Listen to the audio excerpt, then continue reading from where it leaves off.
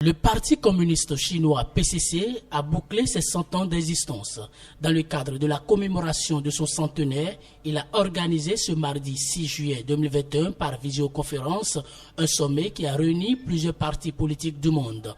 L'objectif est de partager avec eux les expériences et les glorieux moments qui consacrent les victoires remportées par le peuple chinois sous la direction du PCC. La cérémonie a aussi connu la participation du bloc républicain et de l'Union progressiste, les deux grands partis politiques de la mouvance béninoise. Ce que j'ai retenu, c'est que les dirigeants des partis politiques doivent se soucier du bien-être du peuple.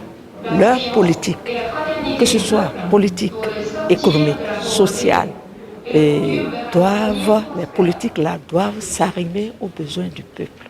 Je suis très heureux de l'avoir entendu, que la Chine continue de se considérer comme un pays en voie de développement et que la Chine ne sera jamais dans un groupe de domination.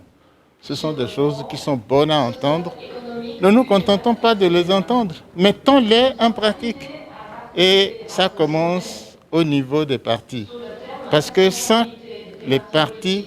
qu'il y ait des partis véritablement organisés et structurés et combatifs, il n'y a pas de développement.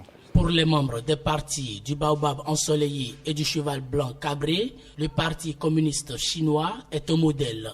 Ce que les Chinois ont fait, nous pouvons le faire. Ce que les Chinois ont souffert, nous, Béninois, nous l'avons souffert et nous pouvons accéder aux mêmes résultats.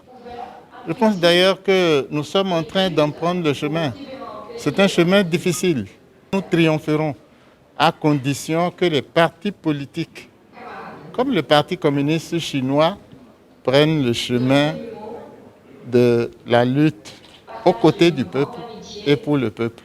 Ils ont une conception du monde qui est partagée par tout le monde, par la base, par eux-mêmes, par les sommets du parti, de telle sorte que lorsqu'ils prennent des décisions, ces décisions sont bien suivies par le peuple.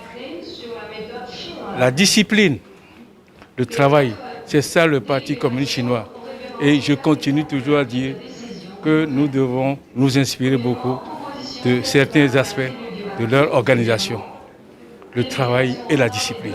À entendre les acteurs politiques de l'UP et du BR, les succès éclatants que remporte la République populaire de Chine dans tous les domaines donnent un espoir de victoire au peuple en lutte pour leur dignité et le progrès, tout particulièrement au peuple africain. Ils souhaitent promouvoir et amplifier la coopération qui existe déjà entre la Chine et le Bénin.